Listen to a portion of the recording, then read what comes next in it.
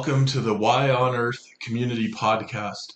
I'm your host, Aaron William Perry, and today we're visiting with the author of the Biochar Handbook, Kelpie Wilson. Kelpie, it's so great to be with you today. How are you?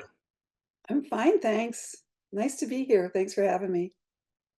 Yeah, I'm really excited to have you on our podcast and to talk about biochar, in part because we've had a few other episodes around biochar, and I've already learned so much from you, including when we were recently recording the module for our Simple Gardening Wisdom video course.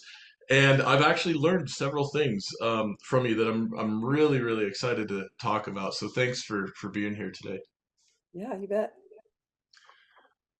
Kelpie Wilson is the author of the Biochar Handbook, a practical guide to making and using bioactivated charcoal. She's not only a writer, but also a mechanical engineer and has worked in the biochar field since 2008 as an independent consultant and also as a project developer and writer for the International Biochar Initiative. From 2004 to 2008, she was the environmental editor of and columnist at truthout.org and a contributing editor for Yoga Plus magazine. She has published more than 100 articles in numerous magazines and online publications on climate change, environment, and energy. From 2004 to 2006, Kelpie was a technical writer for Energy Outfitters, a solar equipment distributor. Prior to that, she spent 12 years as a forest protection advocate with the Siskiyou Regional Education Project in Oregon. And before moving to Oregon, she worked for a small research and development firm designing Stirling cycle engines in Berkeley, California. And Kelpie, I got to just hold the book up here for our video audience. Um, Yay. this is a Chelsea Green publication, an absolutely beautiful book that is also a tremendous resource. And we definitely encourage folks to get the book. And if a little later in the episode, we'll talk about a way you can get a discount on that. And yeah, let's, Kelpie, maybe start at the beginning here for those of our audience who might not yet be as familiar with biochar and what we're talking about here today. Can you give us the kind of quick overview to get oriented here? What is biochar? Yeah, there is a bit of confusion about it because it's hard to find an official definition, although there is one. The International Biochar Initiative has one. It's part of the characterization standards that I actually worked on when I was with them. And it basically says, well, biochar is just charcoal. So it's the definition of charcoal that's made from clean biomass. We add that on. It has to be made from clean biomass, and it has to be friendly to soil. It has to be able to be used in soil, or for other purposes like carbon sequestration. But most people are thinking of it in terms of using it in soil or biological systems. So it has to be clean, basically. But beyond that, there's a huge range of materials that are charcoal or biochar that can be really different. And it depends on mainly two things: the feedstock it's made from, is it made from bamboo or grass or manure or wood, and the temperature at which it's made. So the processing conditions. And that, so you can have, it's basically a matter of cooking, how much you cook it. So you can lightly cook something like roasted coffee, that's called torrefaction, or you can cook it a little harder. And if you cook it really hot, you make something that's more like activated carbon. So very light, porous material that's almost pure carbon. Whereas on the other end of the spectrum, roasted coffee or torrefied wood is kind of brown and it's a little bit of char in it, but it's not that much. And then sort of in the middle is what we would think of as fuel charcoal. And that's usually made at, a medium kind of temperature and in a way so that the oils and gases that are in the wood will, some of it will recondense in the char. And that's great for fuel, because that's more BTUs basically, but it's not that great for soil. So that's the basic definition of biochar. Got it. That's great. Yeah, and of course, BTUs being British thermal units, a way of measuring heat capacity or potential caloric potential in fuels when we combust them, right? Right. Yeah. Hey, I understand also that there's something going on in this. You describe the triangle of fuel, uh, oxygen, and trying to find my notes here. What's the third thing I'm forgetting? Heat. Heat. There it is. Or Fuel, oxygen, and when making biochar, whether it's in very advanced commercial technological uh, facilities and equipment, or in the backyard in a barrel or something, we're sort of controlling for the available oxygen. Is that right? Is that the right way to understand that? yeah, that's key. And so there are many different ways to make charcoal. The way that most people kind of think about it who know have any experience with charcoal making is the traditional way of making fuel charcoal. And that's very, very low tech, primitive methods of you stack up a bunch of wood in a pit, and maybe cover it with dirt. You light one end and it smolders for days. So it's that slow cooking. And it just pumps out smoke. And so that dirt mound is keeping oxygen out of the process so it doesn't burn all the way to ash. Because the first thing to understand, so you've got the fuel triangle, that's great. Those are the three things you need for a fire. So that's oxygen, fuel, and heat. If you cut off the oxygen, you're not going to complete the reaction. So the second thing you need to know is that when you burn something, biomass, it's burns in stages. And the first stage is you add the heat and the gases start coming out. And those gases turn into smoke. If there's no flame there to ignite the gases are going to cool and turn into smoke. So that's what happens in your traditional charcoal mounds. And then the second stage is once the gases are all gone from your wood, now the remaining carbon, it's almost pure carbon, is going to fuse and make these fused carbon rings where all the carbon links up. And that makes the very hard to degrade carbon structure.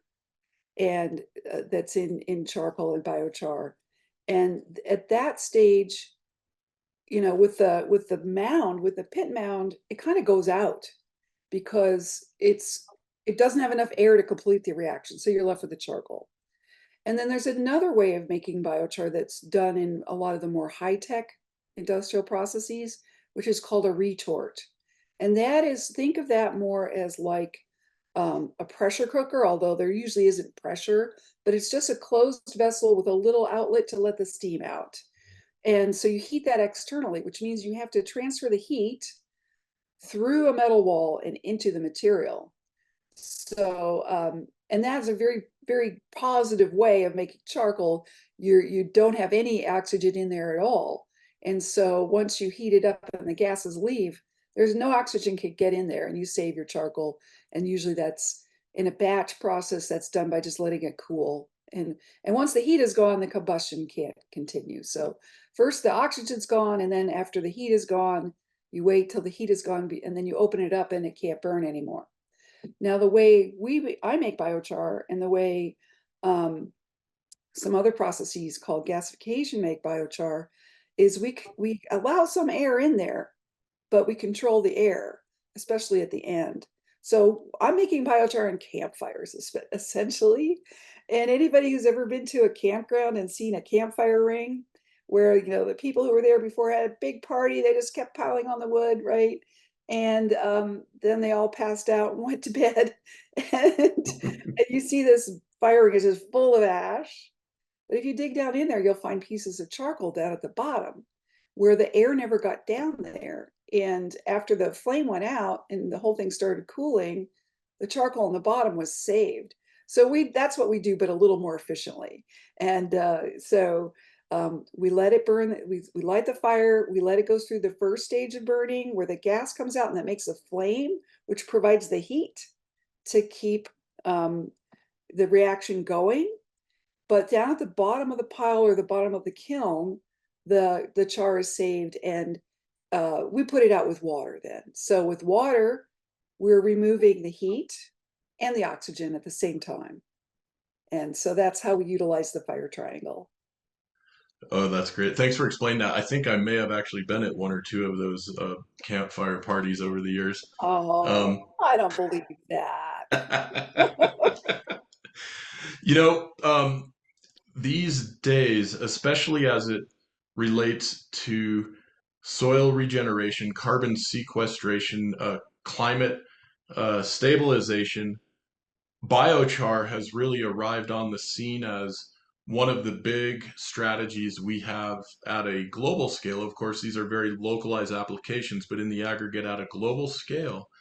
Um, and some of our biochar production, as you're describing, is using very sophisticated technological machinery and control systems and so forth. However, humans, we've been making biochar in one form or another since time immemorial. This has been part of many indigenous cultures, as I understand it, and landscape stewardship practices. And Mother Nature herself makes biochar without human intervention. Also, is that am I understanding that correctly? Can you explain that to us a little bit? Yeah, absolutely. Well, I think the most interesting fact that I have about that is look at the most productive soils in the world agriculturally, and those are the Chernozems. So those are the prairie or steppe regions, such as you find in Iowa in our country or in Ukraine.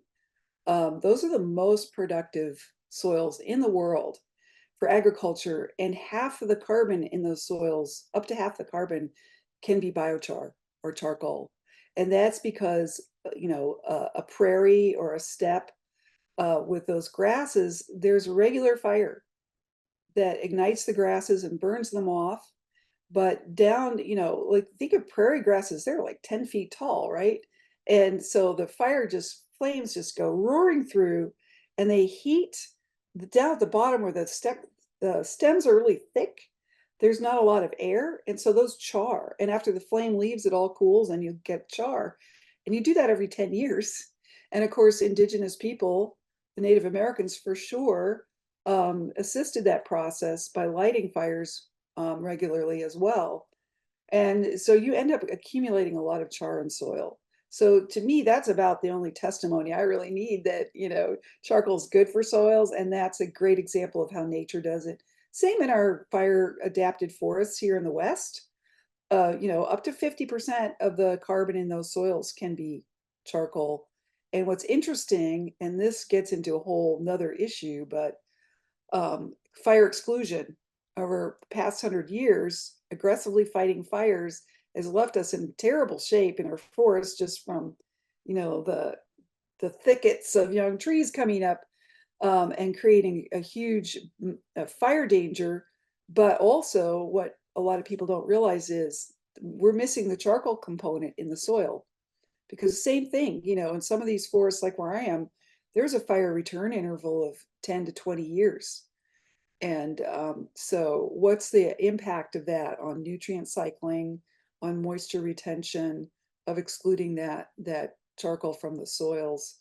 So what was the rest? What was the question? Yeah, no, this is great. I was asking about the sort of long history of biochar on the planet, both with Mother Nature herself and then also with Right, indigenous right. So cultures that's working Mother with the fire. Nature. That's Mother Yeah, Nature. And then you can start to see how the indigenous people, started working with nature to do more regular fires, for various reasons, because fire is nutrient cycling. So yeah, when you burn off an understory in a forest, you get the little green shoots of things that are food plants or used for basketry material here in the Northwest. And so you get nice food plants and nutrient cycling. So that's probably been done, you know, ever since humans started playing with fire. Um, but then you have the more deliberate ones like the terra preta soils. which is amazing. Look at what these people accomplished. It took thousands of years, but basically there's an area the size of France, they say, in the Brazilian Amazon that is terra preta soils. And it's not just, to be clear, it's not just one contiguous piece of land. It's all along the high river bluffs along the Amazon. That's where those terra preta soils are, because that's where people live. They lived along the rivers. So that's one example. And then there are many other examples. Africa, Spain, in Europe, you look at the walled cities, the medieval cities and the middens around those cities. People, this just kind of naturally happened. And then maybe I think at a certain point, people, realized the benefits and maybe promoted it. But you're in a city with a bunch of other people and you've got waste. You've got food waste, you've got human waste, you've got cooking fires. And those cooking fires sometimes have bits of charcoal, they have ash, and they're used to deodorize the waste. Then that waste is carried out to the edge of the town, edge of the city where the fields are, and it's dumped in the fields as fertilizer. So there's a pretty high charcoal content even around medieval cities in Europe, and all kinds of settlements all over the world. So Plus there's interesting. crop burning, deliberate crop burning for the same reason native people would burn the prairies. Agriculturalists would burn crop residue to get that ash, because the ash is all the minerals that the plants use. So it gets that right back into the soil. And there's always going to be bits of char in there too. Hmm. So interesting. Yeah, and as we're recording here, it's middle of May 2024. Already, we're seeing some pretty intense forest fires have broken out in Canada, Mm-hmm. and this centuries-long fire exclusion or suppression strategy has created a scenario in which we see lower frequency but much higher intensity fires that can be absolutely devastating, not only for homes and ecosystems, but also right down to the soil biology itself, right? Because we get higher temperatures and it's disrupting, it's in some cases sterilizing the soil, whereas the higher frequency, lower intensity fires contribute to this virtuous cycle of fertility and carbon sequestration. I'm just wondering, from your perspective, given all of your background and expertise in forest management, is it your view that we ought to essentially figure out a way to get a whole bunch of folks mobilized in the world's forests and thinning and managing and creating biochar as a way to address these multiple risks and challenges that we're facing? Yeah, that's what I'm trying to do. Yeah, And there's different ways of doing that. A lot of it's handwork though, which involves people. yeah, So I always like that Wendell Berry quote. What are people for? yeah.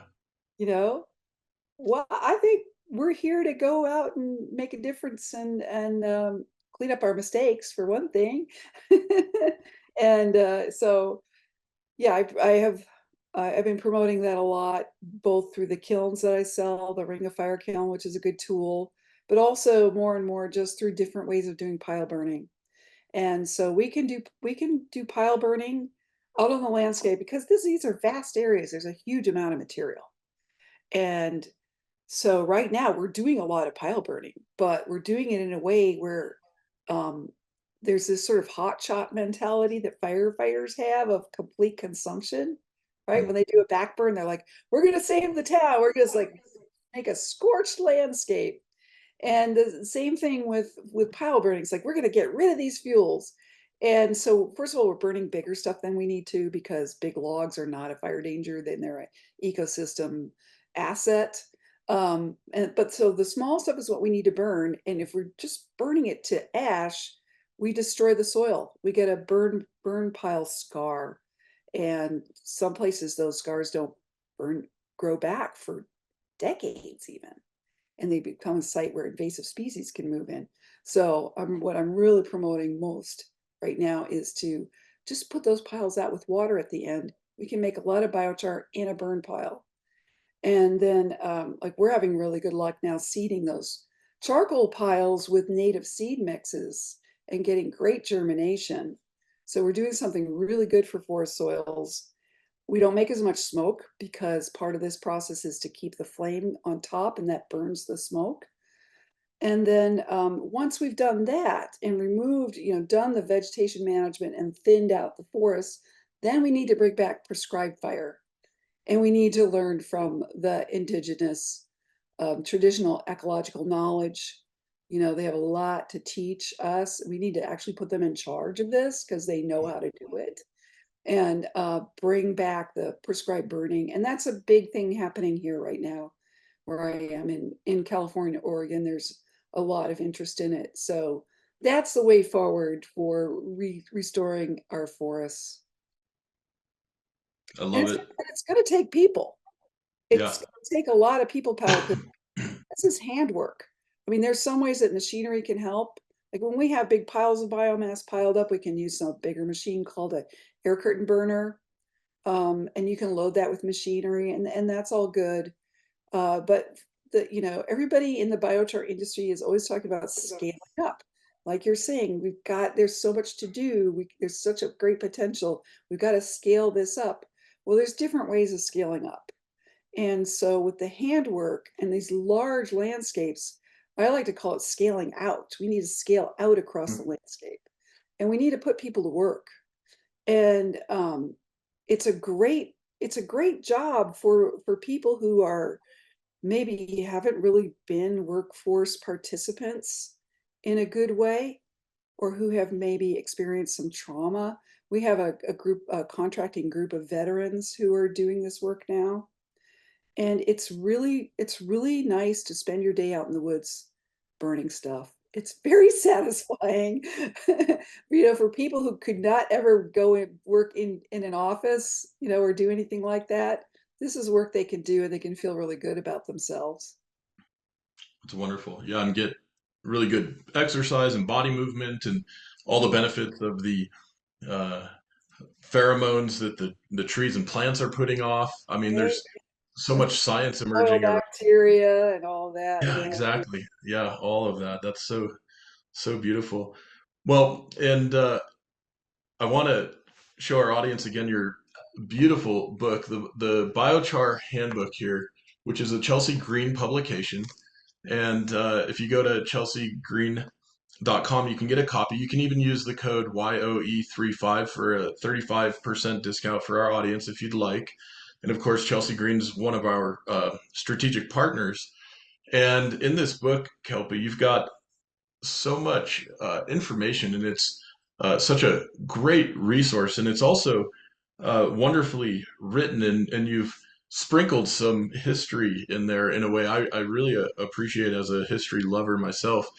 And I wanted to ask, kind of running down one of the rabbit holes, this little section toward the front of the book, where you're talking about a person named Justus Liebig, and you're talking about the Black Madonna, the Black Virgin. Um, can you tell us a bit about this and kind of connect the dots for us? Why that? How in the heck that might relate to Yeah, charcoal in the soil? sure. Yeah, that was so fun doing that research because, um, you know, so early on, I think I forget who turned me on to this, but Google Books has all these old agricultural journals from the 19th century that are online, that have been digitized, and all kinds of journals. And there's so much great science from that period of time that is worth revisiting. But so all these agricultural journals, and there were many of them in English in England and the U.S. And I started looking up charcoal. What do they say about charcoal? And there's a ton of material. But one of the first things I found was that Justus Liebig, who a lot of people know as the father of NPK, or Liebig's barrel. Have you ever seen that little diagram of Liebig's barrel? Basically, he was the first agricultural chemist. He had a laboratory in Germany in the 1830s, I think, is when he started that. And he was just looking at, what do plants actually eat. And so he would take plants and combust them, and figure out what the different elements were. And it's like, well, there's nitrogen and there's phosphorus and there's potassium. So that's what plants eat. And Liebig's barrel is just saying, well, they don't need, you don't need more potassium than the plant uses. So when you're fertilizing a soil, if you put in, the plant only needs so much potassium. So if you put in extra, it's going to flow out of the barrel anyway. But one of the things that was controversial at that time was, well, do plants eat carbon from the soil? And so there was a group of people that scientists that called themselves vitalists who said the soil has a vital property, and the black soil is more vital than a more dirt soil, more mineral soil. So it's that vitality, and actually that black soil has more carbon. So it must be that it's that black carbon in the soil that the plants, that's where they get their carbon from. And so, there was a connection, I think, to the Black Madonnas, which are a very interesting thing throughout Europe in the early Middle Ages. A lot of the um, churches had these Madonnas that had dark skin, and people wondered about that because this was Europe, and many of most of the depictions of the Madonna and Child would show a lighter skin. So the idea was that this was worshiping kind of the ancient goddess of the soil, because there was all this syncretic adoption and merging of Christianity with the ancient pagan traditions. So, the Black Madonna was the soil goddess, or that aspect of the Madonna that related to fertility. So that all makes a lot of sense. But Liebig said no, um, plants don't get their carbon from soil. And the vitalists were like, well, prove it, because the black soils are the most productive and fertile. So of course they do. Well, the way Liebig proved it was really interesting. He got charcoal, which was well known to not degrade, that microbes couldn't, well, I don't know if they knew about microbes then, but it didn't degrade, right? And so plants couldn't take up carbon from it. And he would grow plants in pure charcoal with some other nitrogen fertilizer, and they grew just fine. So he said they're taking their carbon from the atmosphere, from the carbon dioxide in the atmosphere. That's where they're getting the carbon from. And that's how he proved it with charcoal. And then that got a lot of people interested. So a lot of people around the world, people who are growing, exotic plants in greenhouses, started trying to see, well, what happens if we add charcoal to soil? And they found, wow, it makes the plants grow better. They're healthier. They don't have as much disease. The flowers have more vibrant colors. That's interesting. And so, and then a lot of other people started experimenting with it. And Liebig, meanwhile, was mostly still working on the chemical fertilizer angle and saying, oh, we don't need manure. We can go harvest guano from the Pacific, from the South Pacific, and we can mine phosphorus and potassium, and we can we can fertilize our crops and increase our production massively. And so he went through that phase, but at a certain point, he started having misgivings. So this is all in the book, this story. And it's like, whoa, wait a minute. What if there was a war with America and we couldn't get our guano? I don't know what made him think there could be a war with America, but anyway, this is in about 1850 or something, and we can't get our guano. Maybe we should rethink this dependence on chemical fertilizer. So this is Liebig, the guy who came up with the whole idea. And then another thing that was going on at the same time was sewage.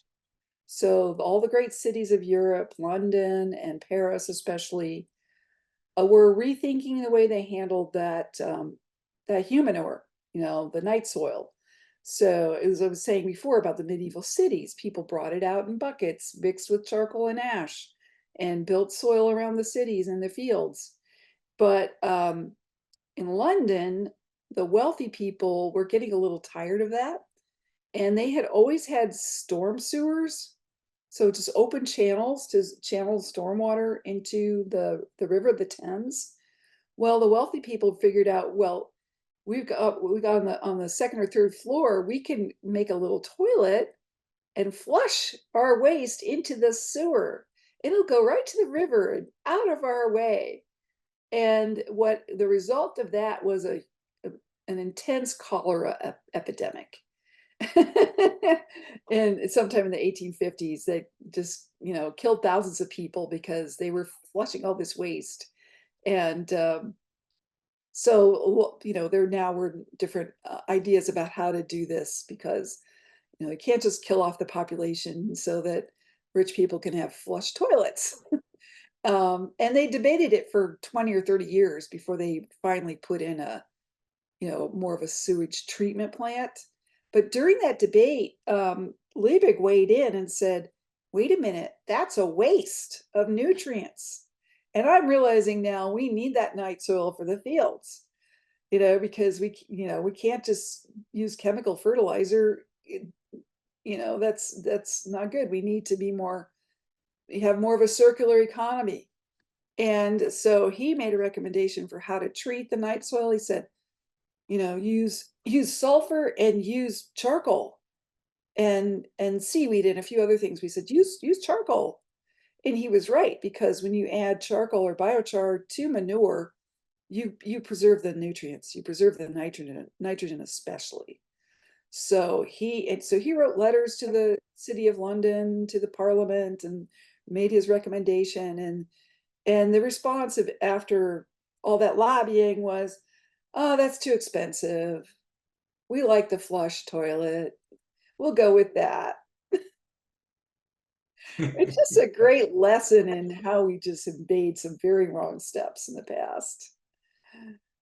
Amazing. Well, yeah, that's really quite a beautiful story and has, I think, kernels of wisdom in it, obviously. I'm struck that this debate back then with the vitalists around the vitality in the soil makes me think of one of the things I was so happy to learn from you recently, regarding the free electrons in the microstructure of the biochar. And I want to ask what might be my most kind of nerdy question for the day. Um, can you tell us a bit about the amazingly beautiful, in my opinion, hexagonal microstructures in the biochar? This is now looking at a very small scale, and the what you describe as the eight allotropes in your book, which by the way has some really a beautiful illustration of some of these geometries. And can you explain to us what's going on with the electrons there, that provides such a potentially vitalizing uh, source of nourishment for plants and perhaps others? Yeah, so I mean, everybody's learning a lot about soil and life and how it works. And I'm no expert, or I'm not a chemist, but what I learned about it was, well, first of all, carbon is a very interesting element. I mean, we're a carbon-based life form. We wouldn't be here without carbon. And so it takes a lot of different forms. It's a real shapeshifter. But so um, it could be a diamond. That's one of the allotropes, which is one of the forms it can take. So a diamond has more of a kite shaped of, four angles to it structure. Um, and that's of course a pretty unique structure. It can be a gas, carbon dioxide. And so those are both called mineral carbon. And then it can be this hexagonal shape. And that can be in a mineral form as well, like graphite, or something like a carbon nanotube or a buckyball, which are like sheets of these hexagonal rings that link together into a tube or a sheet or a ball shape, that are very interesting nanomaterials, partly because of their electrical properties.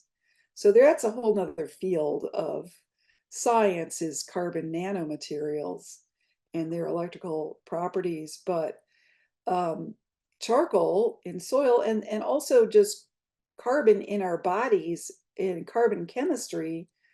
Think of all the organic chemistry is based on that carbon ring. So that's what it means, organic chemistry. And think of all the different compounds that are that include those carbon rings. So just about everything our bodies are made of has a carbon ring in it. And I can't really speak to what all the chemical implications of that are, but in soil, what we see with biochar specifically is that you have these, it's basically little sheets of carbon rings that are kind of jumbled up. Like think of a bag of potato chips at a nanoscale, and each chip is a little sheet of these carbon rings that are not easy for microbes to eat. They're very strong structurally, and they when they link up, so a carbon atom is missing two electrons in the outer shell. When it links up with another carbon atom, um, and it links up with, you know, five others to make um, a six element, a six atom molecule in that hexagonal ring. The electrons are all in that ring, and they can move around that ring. Hmm. And so that makes them available to help with reactions, chemical reactions. And it works so that with microbes in biochar, when they do metabolism, and when they're eating food and processing it with chemical reactions of metabolism, sometimes there's an electron that has to be gotten rid of to complete the reaction, and sometimes they need an electron. And so the biochar surface with those mobile electrons can provide an electron, or it can accept an electron. And so it makes a really powerful substrate for microbial metabolism. Amazing. I'm picturing the electrons as being these uh, agents free to move around in the biology there, similar to perhaps the medieval stonemasons who were free to move around to build beautiful cathedrals and so on. Um, Crazy analogy, perhaps, but it's so interesting to think about this, and then to also think a little bit about the ionic charging going on. And my understanding is even like in the health and wellness of our own bodies, it's obvious often the positively charged ionic particles that we call free radicals that need additional electrons to get neutralized that otherwise wreak havoc on our bodies. And that's a very kind of Yeah, I'm just oversimplification. learning about all this stuff too. I really am. I'm Uh, no expert, but that's I don't know if you've run into this electroculture idea. This guy Yannick Van Doorn. Not yet. That's amazing. Interesting. Like after a thunderstorm, when there's lightning strikes, plants grow better because now there's all of a sudden some extra electrons in the soil. So there's these people who are putting copper antennas into the earth. And I don't know if that works or not, but I do know that lightning strikes put electrons in soil, and that seems to help growth. So it's kind of an interesting idea. So Um, cool. So interesting. Wow. I'm a gonna look lot into to that learn. book. A lot to learn. No doubt about it. No doubt about it. Well, and sort of harkening back here to the Wendell Berry quote you mentioned earlier, what are people for? I know that in many indigenous cosmologies and stories, there's great and profound ecological knowledge woven into the cultural fabric, so that often stories will tell, oh, coyote has this purpose, and bear has this purpose, and eagle has this purpose, and salmon has this purpose. And then you get to the humans, and what is the purpose? The purpose is the stewardship of the landscape, that we're sort of these free moving, in a way, agents as well, who, at least in the traditional life ways, plays a very significant role in taking care of these landscapes that we inhabit and experience. And what I'm hearing, sort of the subtext of the work you're doing, Kelpie, and the amazing knowledge you're sharing with us, is an invitation for us individually and in communities to get out and get more time in our natural landscapes doing this ecological stewardship work centrally organized around the power of the living carbon, the biochar, the soil building, the fundamental activity that it seems makes our planet much more stable, livable, healthy. And I love it because the invitation to me is so exciting. It's really my hope, something millions of us will get to experience in the very near future. Oh, no doubt. I mean, it's going back to the way people used to live. So, with our feet on the ground. And the lack of grounding is what's making us so sick. So we need it for our own healing. It's not just about healing the earth. We need the earth more than the earth needs us. Oh, I'm going to quote you on that one. That's a good one.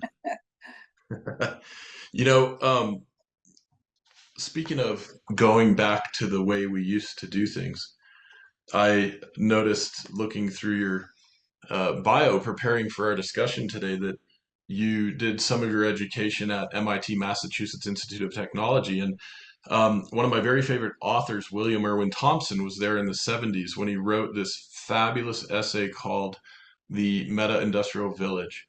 And in it, he envisions a future with technology like we're using right now that enables global communication, global information sharing, collaboration across a planetary scale, while we also move back in the direction of localized and regionalized relationships with our living environments, including the stewardship practices that you're talking about with soil building, growing healthy, nutrient dense food and fiber that makes sense in the ecological context and so on. And so, yeah, just a shout out to William Irwin Thompson, rest his soul. And MIT, I'm curious with your engineering background, obviously you're bringing a very kind of hard scientific view and lens into this work as well. And of course, with the technology that you offer through ringofire.earth, you've got some tools that people can get themselves for their own yards, farms, ranches, neighborhoods, communities, even imagining perhaps churches or schools getting some of the tools you offer for a community scale implementation. Can you walk us through your Ring of Fire biochar kiln and let us know some of the best ways people can get those and get those deployed? Yeah, absolutely. I sell them to a lot of community groups because it's a community effort when you're talking about fire protection, especially. So, we have something called Firewise communities here because you can clear around your own home, but if your neighbors haven't done it, you're not going to be very protected from fire. So it is really a community effort, and fire has always brought people together. Um, so I sell the counts to a lot of community conservation districts that lend them out to their members, to small farmers, to vineyard owners, and people have orchards. So you can go to my website, ringoffire.earth, and you can place a pre-order there. It's the thing about this kiln is it's 6 panels, main panels. No piece of it weighs more than 40 pounds. So you bolt the panels together, and then there's a heat shield that goes around it. So that's really the cool part of it is the heat shield. The kiln is 7.5 feet in diameter and 40 inches tall. And the heat shield controls the airflows a little bit better, and it protects you from the heat because 7.5 feet in diameter, that's pretty big fire. And that's a lot of heat that can get put out. So basically, you just throw material in there, light it on top, let it burn down, and you keep adding material. So it can consume a lot of material. And at the end of your 4 or 5 hours of burn time, you end up with 3 cubic yards of biochar, which is quite a lot of biochar. You can do a lot with that. And then you can move it somewhere else the next day and do it again. I have contractors who are buying them and using them on jobs where they do clearing around people's houses, or working for agencies doing vegetation management. I've got people who are using them to process endangered, or excuse me, invasive species, not endangered species, like Scotch broom. Mm, Anything that's kind of woody and branchy will work. Wood chips or straw, things like that won't, because they pack down. Because the way it works is all the air comes from the top and then goes down in the kiln and back up. So you get these circulating air that tends to burn the smoke, and it also tends to prevent any embers from coming out. So it's a really safe, much safer way to burn than in just an open pile. And what I also like to encourage people, if you've just got a backyard, or even a balcony with a barbecue um, a kettle grill, you can make biochar in that, and you can use it in your house plants. It's a great way to get started and just get started to connect. mm. So I've had a lot of fun designing kilns over the years, and stoves and other little devices that I can tinker around with here. I don't have a lab. I'm not connected with the university, so I have to do things and learn things on my own. And the benefit of that, though, is that if I can figure out how to do it in my little space, anybody can do it. Yeah. So science for the people. I love it. Yeah, it reminds me a little bit of Gandhi's notion of Swadeshi, doing things with our hands at that cottage scale. Mhm. It's so empowering. And I'm writing down science for the people here, another pithy uh, Kelpieism, I'm going to call it. Uh, Not uh, original to me, but um, and by the way, you, in putting together the educational module for our Simple Gardening Wisdom video course, you put together a beautiful presentation of many photos that give us great visual experience of these different scales and applications, and want to really encourage folks to check out the Simple Gardening Wisdom video course. You can go to the whyonearth.org website and go to the community market or store page, and you'll see a link there to the video course. Right now, we're running a very special launch bundle price, basically reducing the whole course by well over half, and it's priced under $100, well under $100, closer to $80, with Kelpie and many other wonderful experts who have provided modules to help you improve your gardening results and or get started. If you're not yet gardening, it's a really great way to get oriented and get some of the basics and some of the advanced tips and tricks that are easy to incorporate into your garden. So we want to encourage you to check that out. And of course, just want to reiterate, you can get the book, the Biochar Handbook, Kelpie's book, at chelseagreen.com. If you'd like, use the code YOE35 for a 35% discount. And the Ring of Fire Biochar Kiln Kelpie was just talking about is available at ringoffire.earth. Of course, the all these links will be available in the show notes. And then Kelpie also has a website, wilsonbiochar.com. This is Wilson Biochar Associates. And I want to be sure to give a shout out not only to Chelsea Green Publishing, but a few of our other partners who make our Y on Earth community podcast series possible, along with the rest of our regeneration renaissance and pathways to planetary prosperity work possible, including with our growing global network of ambassadors. And these partners include Patagonia, Earth Coast Productions, Profitable Purpose Consulting, Waylay Waters, hemp infused aromatherapy soaking salts, Josephine Porter Institute for Biodynamics, EDAFIC Solutions, and a huge thank you to our ambassadors and others who have joined our monthly giving program. You can go to Patreon, look up Y on Earth Community, or go to our site, whyonearth.org, to join the monthly giving program at any level that works best for you. And if you give at the $33 a month level or higher, as a thank you, we'll send you a jar of the Waylay Waters soaking salts each month for your own personal health and self-care practice. And up from 33, you can go to 77 or 133 and get 3 jars or 5 jars a month, which also means you've got a nice little stash on hand for that gift for the friend, the birthday uh, present that you need at a moment's notice, whatever it might be. It's a wonderful uh, gift giving opportunity as well. And just want to give a huge shout out to our ambassadors. And if you're interested in joining our growing global ambassador network, just go to whyonearth.org, find the page, become an ambassador, start your journey there.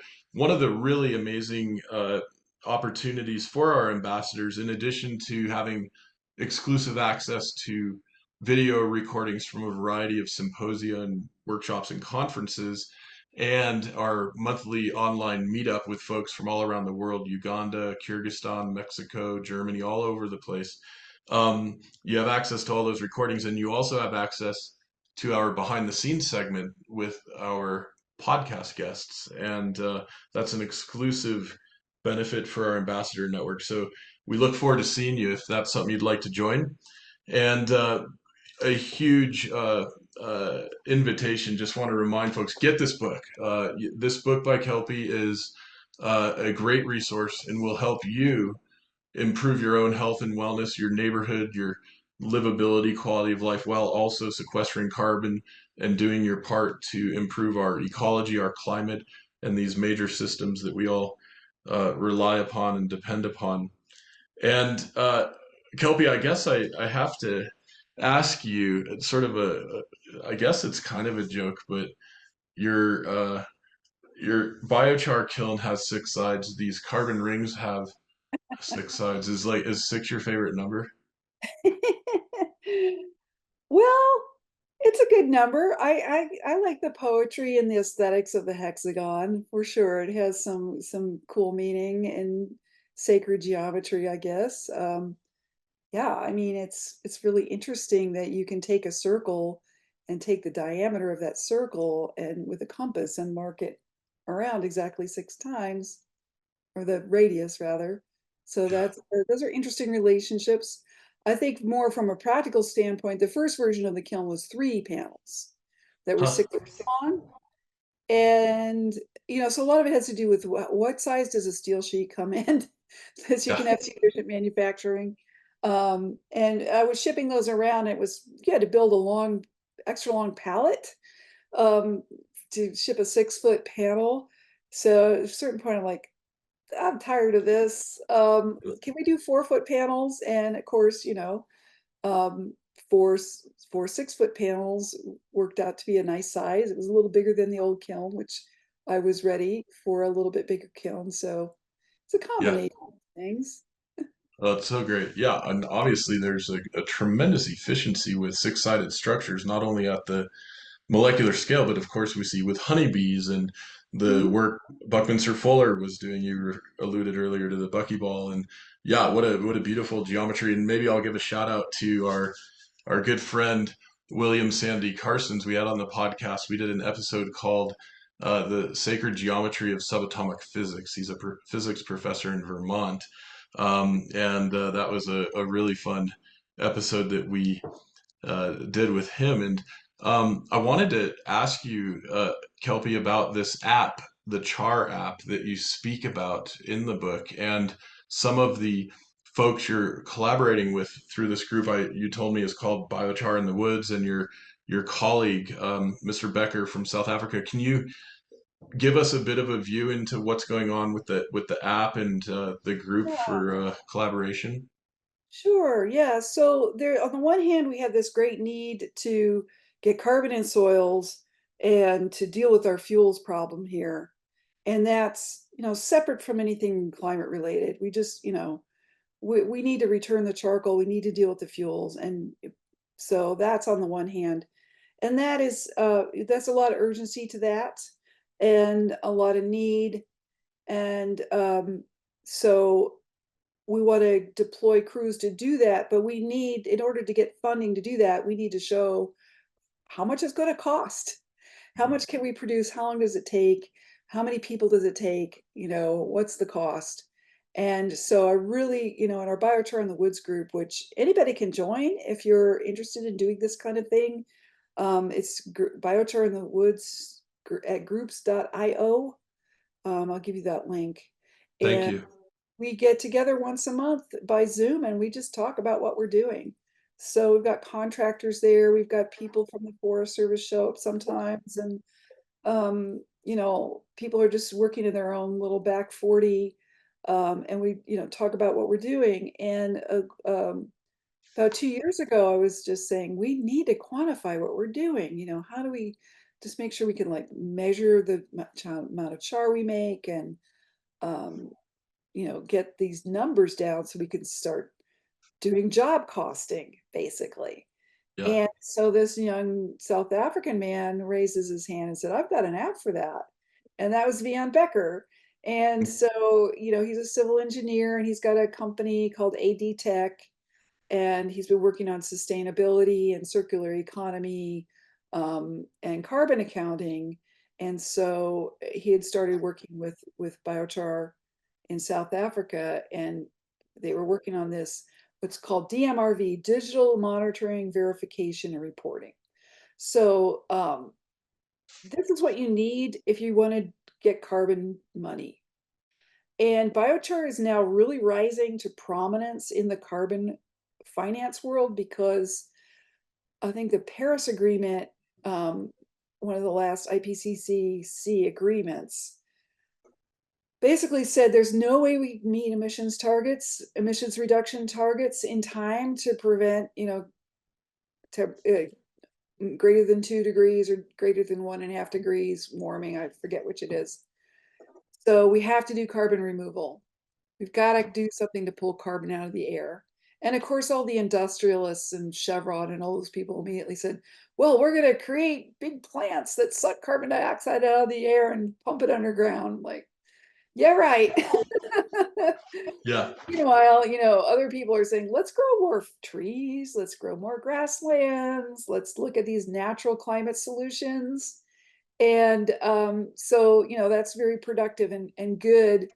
But there's been an increasing kind of reluctance to fund just reforestation or afforestation programs, planting trees, because trees, there's no guarantee, right? There's a lot of risk there that the tree is going to live or that it's not going to get cut down or burned. So, that makes it less sure. And as biochar becomes more known, there are now thousands and thousands of research papers on biochar, all of its properties and what happens to it in soil. And it's been pretty well established that no, it doesn't really degrade. Most of it's going to stay in the soil for hundreds or thousands of years. It really is a good carbon sequestration pathway. So now there's quite a bit of money in the carbon capture space. Most of the money is going to biochar projects now. So Hmm. that's really good news for biochar. But to get that money, you've got to verify what you've done. So that Hmm. means you've got to measure how much char you made, and know something about its properties, that it's well cooked enough that it's, that most of it's going to stay there. It doesn't have a lot of residual tarry and oily stuff that's going to actually degrade. And so that's what the char app is. And we've worked out a protocol and a methodology, and we've written a paper and have a video on it. So I'll give you that link as well. Great. It's really meant for small projects. So it came with this kind of South Africa focus, where they do a lot of handwork and small, small farms and small projects.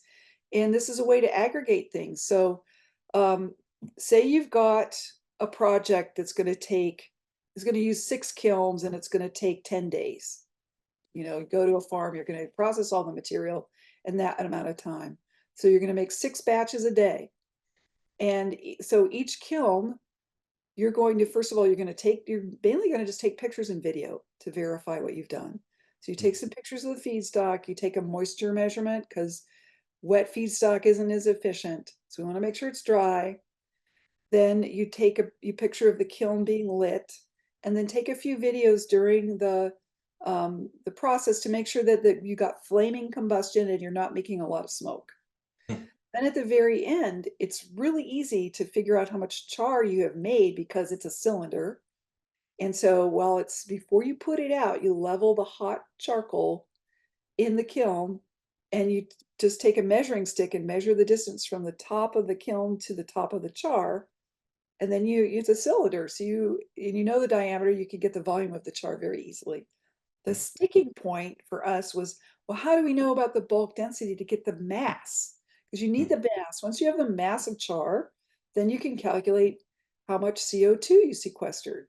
Because Mhm. it's just basically multiplied by 3.67, which converts carbon to carbon dioxide. So we figured out a way to get the dry bulk density, because if you put water on it, now you've got water.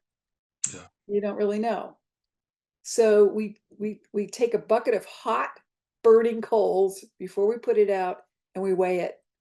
And we know Huh. the volume of the bucket and the weight of the coals, and we have bulk density. So that's how we get the mass. So that was very, very clever that one of our members in Biochar, the Woods Network, figured that out.